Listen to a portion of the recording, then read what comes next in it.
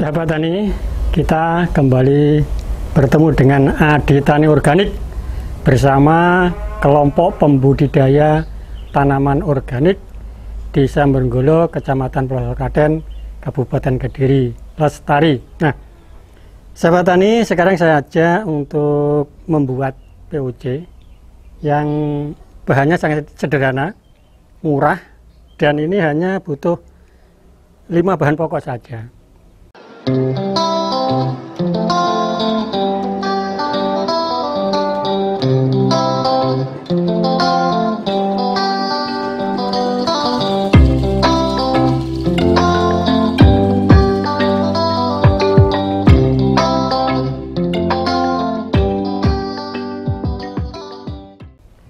Saya membaca postingan teman-teman yang ada di grup-grup, ada yang tanya, ada yang mengomentari dan lain sebagainya, kelihatan kesulitan. Jadi terutama petani-petani pemula itu biasanya dia terombang-ambing oleh bahan-bahan yang susah didapat, atau mereka malah terjerat oleh sales-sales POC. Nah, gini, sekarang sahabat tani saya ajak membuat POC yang sangat simpel sekali. Ini percobaan saya. Coba ini kita lihat ya.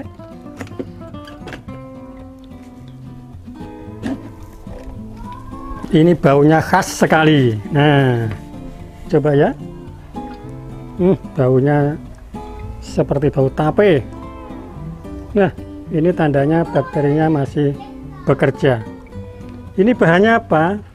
Ini bahannya terutama 1 bonggol pisang secukupnya, kemudian rebung secukupnya, kemudian airnya terdiri dari air leri sekitar 20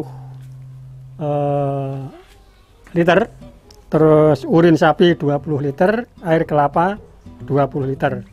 Ini kira-kira kapasitasnya 80 liter, tapi yang 60 liter itu cair, yang 20 liter itu padat. Nah, selain itu tadi, sahabat tani bisa berkreasi sendiri. Misalnya ada lumut, masukkan. Ada jagung muda atau jantan, masukkan. Menemukan bahan-bahan hijau, daun-daun hijau, masukkan. Tidak apa-apa, monggo silakan saja.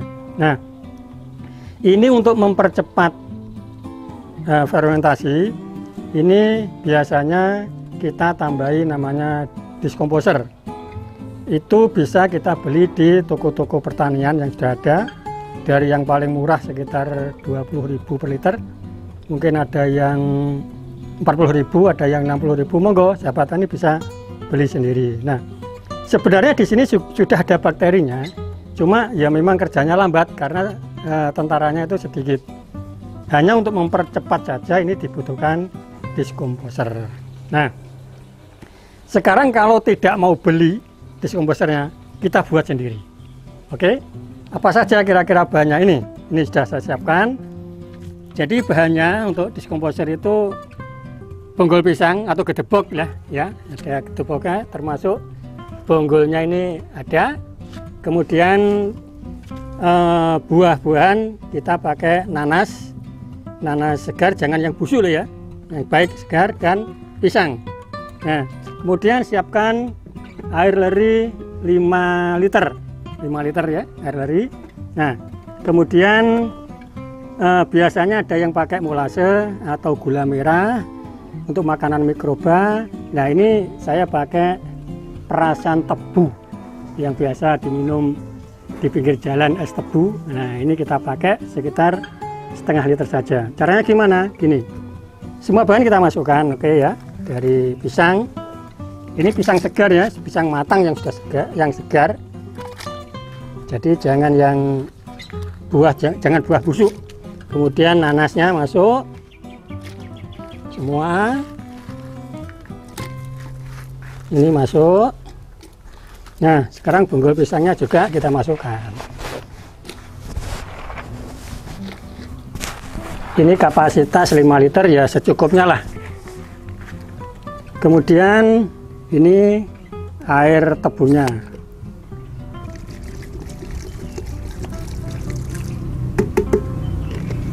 Oke, kita tutup. Kita tutup rapat. Ini hanya butuh tiap pagi atau tiap sore kita buka agar gasnya bisa keluar. Ini minimal butuh waktu 1 minggu. 1 minggu sudah dipakai. Nah, setelah siap dipakai, baru kita ambil airnya, kita masukkan ke tong ini sebagai diskomposer agar bakterinya itu lebih banyak. Istilahnya gini, untuk mempercepat fermentasi ini kan butuh tentara banyak. Kalau tentara sedikit ya lambat kerjanya. Nah, bakteri itu kita ibaratkan tentara saja, dia bekerja untuk mengurai. Nah, kalau pontoh tidak mau seperti ini, ya, ini yang sudah ada ini ditambahi saja buahnya tadi. Karena di sini sudah ada bonggol pisang, terus sudah ada air lerinya, sudah ada molasenya. Nah, untuk mempercepat tidak mau pakai ini tadi diskomposer buah sendiri. Jadi buah nanas sama buah pisangnya langsung masukkan saja. Kemudian kita tutup rapat di sini. Nah, seperti ini. Kita buatkan selang ini untuk agar gasnya bisa keluar. Kita masukkan dalam botol yang ada airnya. Nanti oksigennya tidak masuk. Tapi perlu diingat, ini mungkin 1 hari sekali tiap pagi atau 2 hari sekali. Kita buka, kita aduk. Tutup lagi, kita buka, kita aduk. Paling tidak ini 2 minggu sudah bisa dipakai. Untuk aplikasi bagaimana? Begini, ini kalau sudah siap, sudah jadi ya, ya lebih amannya kita tunggu 1 bulan atau 1 bulan sebelum kita tanam, itu kita sudah buat dulu.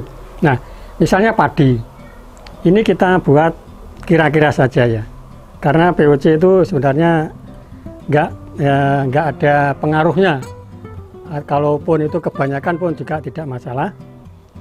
Nanti aplikasinya begini, kita buat yang simpel juga caranya. Jadi ketika kita mengolah tanah, sebelum atau sesudah atau selesai pengolah tanah, ini kita aplikasikan 60%-nya. Kalau 100 liter, 60%-nya berarti 60 liter. Bumi 100 ru kita semprot rata. Ini, terus tanam. Nah, terus pemupukan pertama, itu tadi pemupukan dasar ya yang 60%. Pemupukan pertama 20%. Jadi 20 liter. Kira-kira padi umur 10 sampai 15 hari. Nah, kemudian aplikasi terakhir, jadi pemupukan terakhir, ini kita yang 20 liter tadi, yaitu antara umur 30 hari setelah tanam atau 1 bulan atau 1 bulan lebih. Kalau orang Jawa bilangnya selapan, 36 hari. Jadi pekerjaan kita juga tidak terlalu banyak tiap minggu kita gendong tagging, enggak, tapi cukup 3 kali saja.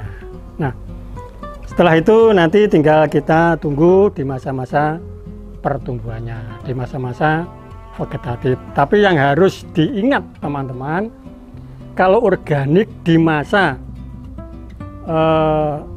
vegetatif itu memang lambat. Tetapi kalau sudah memasuki masa generatif, itu nanti akan sama dengan yang kimia. Saya sudah 3 musim begitu, jadi tidak ada masalah. Nah, itulah sahabat tani, mudah-mudahan ini manfaat.